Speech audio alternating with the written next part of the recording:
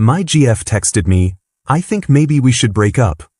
I surprised her by replying, "I agree. Your stuff will be on your porch in an hour." Her response was desperate and confused. "Wait, it was just a joke." But I was serious. Let me tell you how 3 years of my life ended with a single text message on a Tuesday afternoon. I was sitting at my desk in downtown Seattle, staring at campaign performance reports that weren't going to review themselves, when my phone buzzed. "Alexis."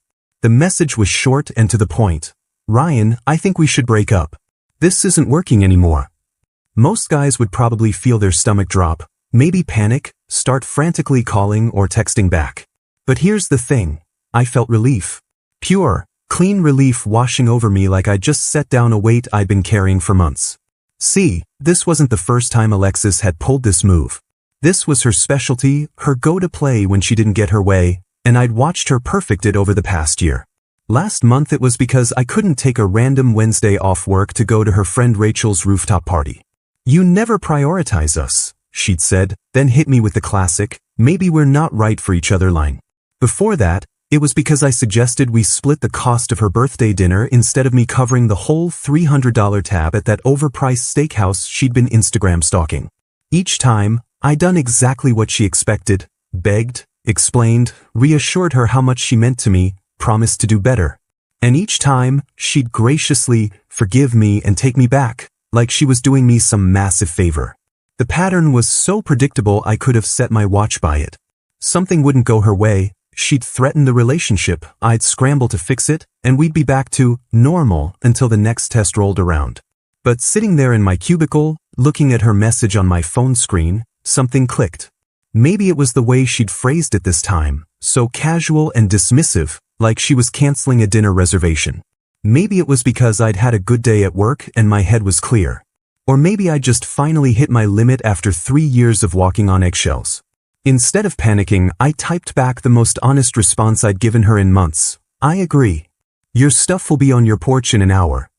Then I hit send before I could talk myself out of it. The response was immediate. My phone started buzzing like an angry wasp. "Wait, what?" Followed by, "Ryan, that's not what I meant," followed by 3 crying emojis and, "Can we talk about this please?" The messages kept coming, one after another, and I could practically see her face changing from smug confidence to genuine panic. I was just frustrated, I didn't mean it like that. Then came the kicker. "I was testing you to see if you'd fight for us." There was. The truth she'd never actually admitted before, laid out in black and white on my phone screen. She'd been testing me. All those fights, all those threats, all those times I'd bent myself into knots trying to prove my love, they were tests. Experiments to see how far she could push me, how much control she really had. And the worst part? I'd been passing them. Every single time, I'd given her exactly the reaction she wanted, the validation that she could manipulate my emotions with a few carefully chosen words. But not this time. This time, I'd called her bluff, and she was scrambling. I closed my laptop, told my supervisor I had a family emergency, and drove home to my Capitol Hill apartment. Alexis had been gradually moving her stuff into my place over the past year and a half. Nothing official, mind you, just little things here and there that somehow turned into half my closet and most of my bathroom counter space. As I started gathering her belongings, I realized just how much of my own space I'd given up without even noticing. Her skincare routine alone took up 2 entire shelves. And don't get me started on the 19 different hair products cluttering my shower. Every item I packed felt like reclaiming a piece of myself. The decorative pillows that made my couch uncomfortable. The scented candles I was allergic to but never complained about. The stack of self-help books about conscious relationships that she'd bought but never read. By the time I finished, I had 7 boxes and 4 garbage bags sitting on my front porch, and my apartment looked like mine again for the first time in months. My phone had been buzzing nonstop the entire time, but I'd left it face down on the kitchen counter. When I finally checked it, there were 52 missed calls and enough text messages to fill a small novel. The progression was almost funny: denial, anger, bargaining, more anger, panic, and finally, desperation. "Please just talk to me," the last message read. "We can work this out. I love you." But I was done working things out. I was done being tested. I was done with a relationship where my partner's first instinct was to threaten to leave every time life got a little complicated. So I turned off my phone, ordered Chinese takeout, and settled in to watch Netflix on my own couch, surrounded by my own pillows, in my own space. For the first time in 3 years, I felt like I could breathe. What I didn't expect was how quickly things would spiral completely out of control. The next morning, I woke up feeling lighter than I had in months, but that peace lasted exactly until I checked my phone and saw the aftermath of my decision. 52 missed calls. 52. I scrolled through the call log and watched the timestamps. She called every few minutes from 11 p.m. until 3 in the morning, then started up again at 6 a.m. The text messages were worse. A complete emotional roller coaster spanning 7 hours, from "I can't believe you'd do this to me," to "Please baby, let's just talk," to "You're making a huge mistake," and back around again. But I'd made my choice and I was sticking to it. I had work to get to and a life to reclaim. Around 10 a.m., I heard a car door slam outside my Capitol Hill apartment, followed by the unmistakable sound of someone stomping up my front steps. I looked out the window and there she was, Alexis, standing on my porch next to the 7 boxes and 4 garbage bags I'd packed the night before. Her mascara was already running down her cheeks, and she was wearing the same clothes from yesterday, which told me she probably hadn't slept at all. She started pounding on my door like the building was on fire. Ryan, I know you're in there. We need to talk." I stayed put on my couch. I'd learned enough about manipulation tactics over the past 3 years to know that opening that door would be like stepping into quicksand. The pounding continued for about 5 minutes before I heard her trying the doorknob, then rattling it when she realized it was locked. "This is ridiculous," she shouted. "You can't just ignore me." Then came the sound I wasn't expecting, a loud crash against my door. She'd picked up one of the boxes and hurled it against the door hard enough that I could hear things breaking inside. That's when I knew this wasn't going to be a normal breakup conversation.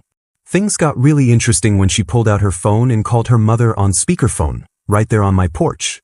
"Mom, you need to talk to Ryan," she said, loud enough for half the neighborhood to hear.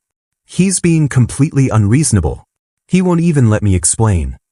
I could hear her mother's voice through the door, sounding tired and exasperated. "Alexis, honey, what exactly happened? You were so upset last night you could barely form complete sentences." And that's when Alexis made the mistake that would change everything.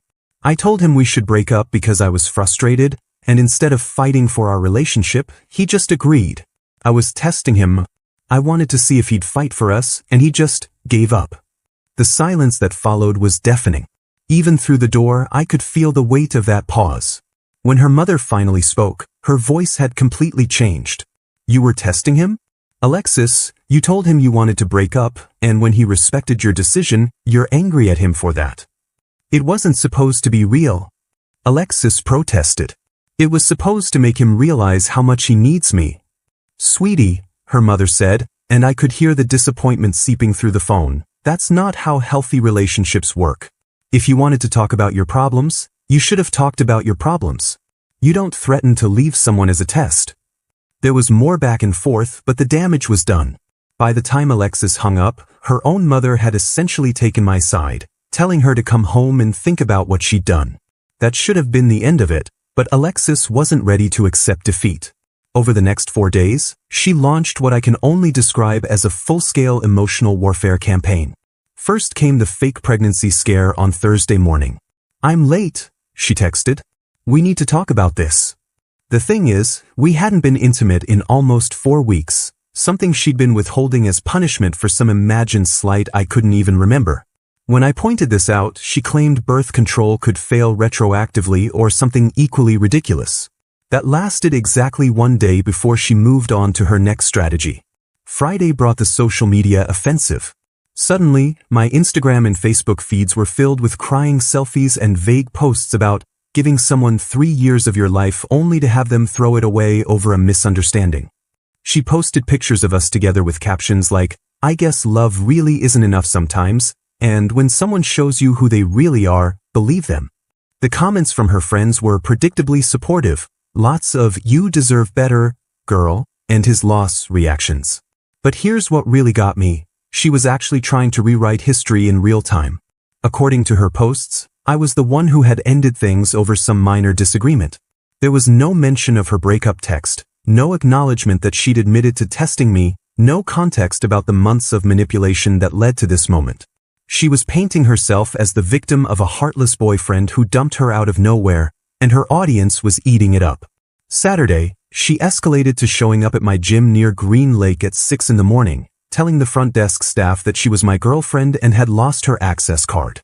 When they called me to verify, I had to explain that we'd broken up and she wasn't authorized to use my membership. The embarrassment in the staff member's voice when they had to ask her to leave was almost enough to make me feel bad for her. Almost. By Sunday, the mutual friends started reaching out. Connor, my buddy from college, called to ask what was going on because Alexis had been messaging him about how worried she was about my mental state. Apparently, I was going through something and needed intervention from people who cared about me.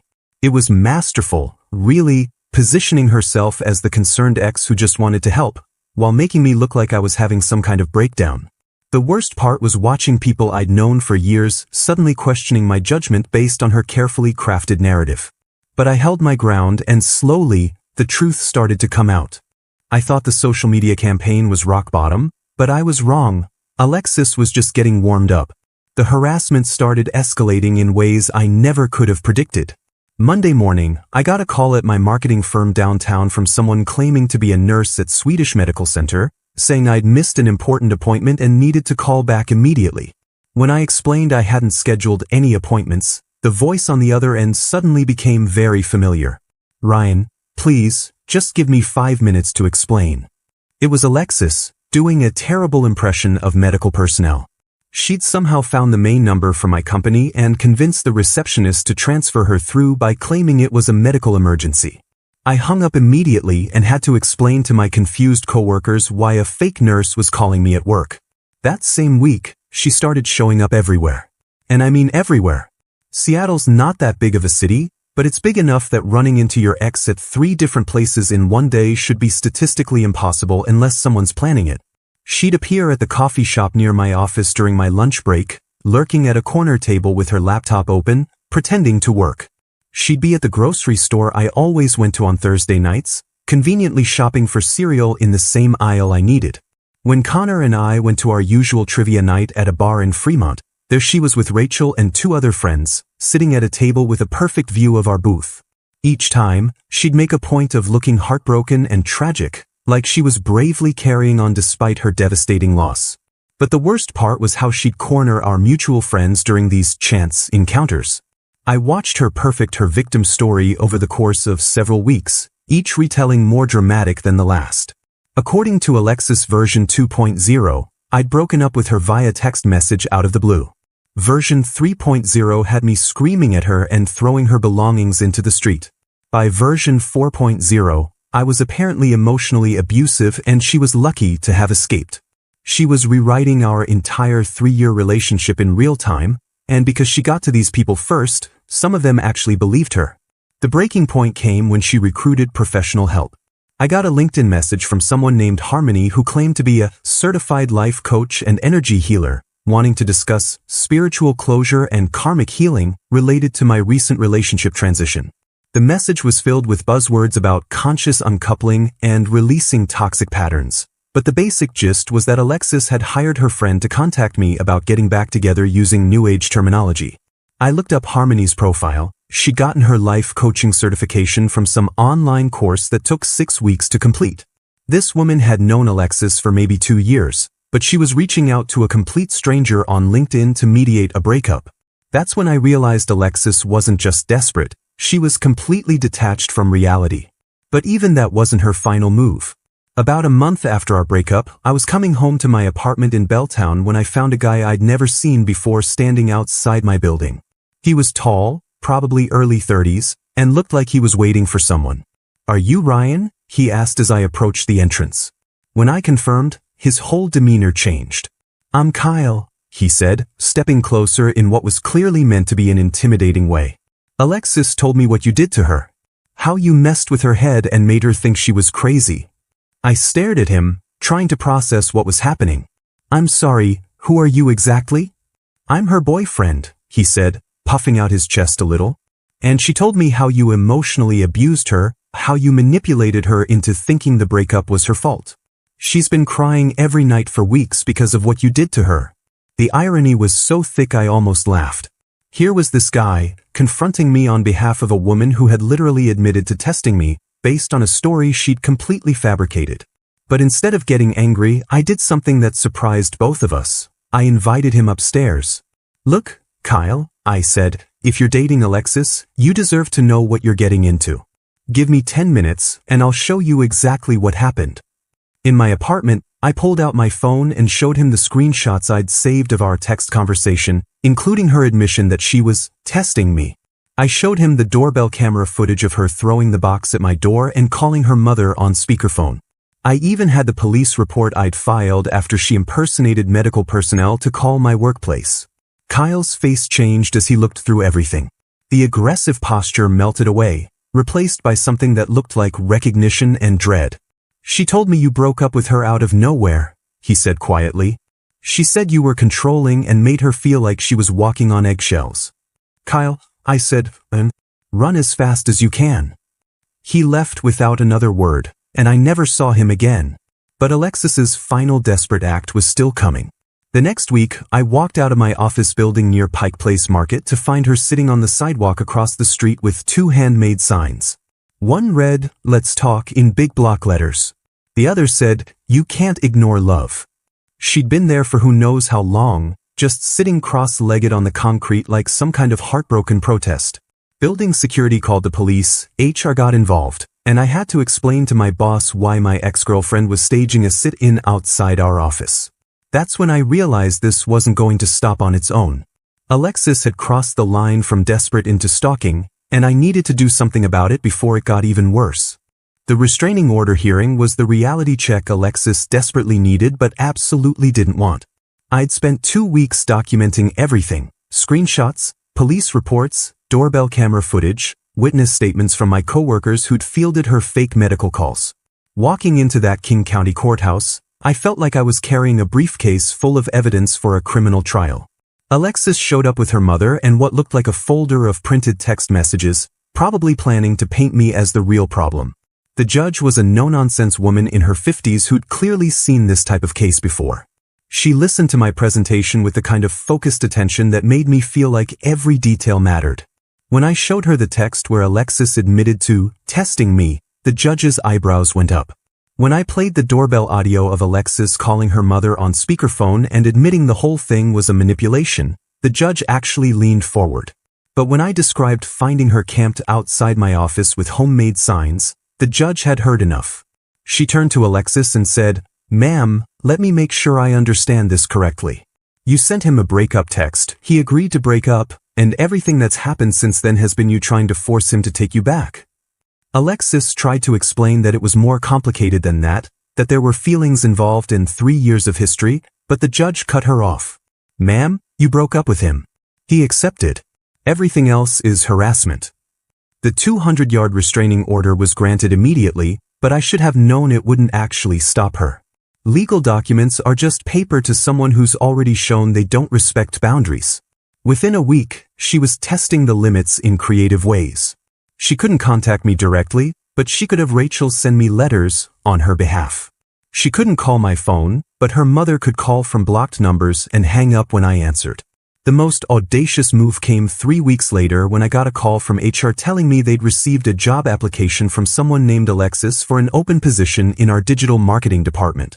She'd actually applied to work at my company, apparently thinking that would force us to interact or that I'd somehow have to help her get hired. When HR rejected her application, partly because of her qualifications, but mostly because of the active restraining order, she threatened to sue them for discrimination. That's when my company's legal team got involved, and let me tell you, corporate lawyers don't mess around. They sent her a cease and desist letter that basically shut down any legal threats she was planning to make. The consequences for Alexis started piling up fast after that. The restraining order was public record, which meant the full story finally came out among our mutual friends. People who'd been sympathetic to her victim narrative suddenly had access to court documents that showed exactly what had happened. Rachel, who'd been letting Alexis crash on her couch for 2 months, finally kicked her out when she realized the extent of the stalking behavior. Connor told me later that half their friend group had been uncomfortable with Alexis's version of events but hadn't wanted to get involved in relationship drama. Once they saw the police reports and court filings, the support network she'd been counting on evaporated almost overnight. She lost her job as a social media manager after missing 3 days of work following the court hearing. Apparently, she was too upset to function and just stopped showing up. Her parents made her pay rent to live in their house in Tacoma, and the judge ordered her to attend therapy as a condition of the restraining order. 8 months later, I barely recognize my life, and I mean that in the best possible way. I moved to a better apartment in Queen and with actual counter space and windows that get morning sunlight. I got promoted to senior marketing coordinator after landing a major client campaign that I probably wouldn't have had the mental bandwidth to handle while dealing with Alexis's drama. I replaced all her decorative nonsense with things I actually like. A decent sound system, artwork that doesn't make me cringe, furniture that's comfortable instead of just photogenic. The apartment feels like mine again, like a space where I can actually relax instead of walking through a minefield of potential relationship conflicts. The strangest closure came last month when I ran into Alexis's mother at the Whole Foods in Capitol Hill. I almost didn't recognize her at first, but she spotted me and walked over with this expression that was half embarrassment, half relief. "Ryan," she said, "I owe you an apology. I should have seen what my daughter was doing and said something sooner." We talked for about 10 minutes in the produce section, and she filled me in on the aftermath I hadn't heard about. Alexis was dating someone new, apparently, a guy she'd met on a dating app who actually enjoyed the drama and mind games. They break up and get back together every few weeks, her mother said with visible exhaustion. He thinks it's passion. I think they deserve each other. She apologized again before we parted ways, and I could see the genuine regret in her eyes. You were good to her, Ryan. Better than she deserved, and definitely better than she appreciated. Walking back to my car that day, I realized I felt nothing but gratitude for how everything had played out. Not gratitude for the harassment or the legal complications, but for the clarity it had given me. Alexis had done me a favor with that breakup text, even if she hadn't meant to. She'd shown me exactly who she was and exactly what our relationship had become, and she'd forced me to finally stand up for myself in a way I'd never done before. Sometimes the worst thing that happens to you turns out to be the best thing that could have happened. I'm living proof of that.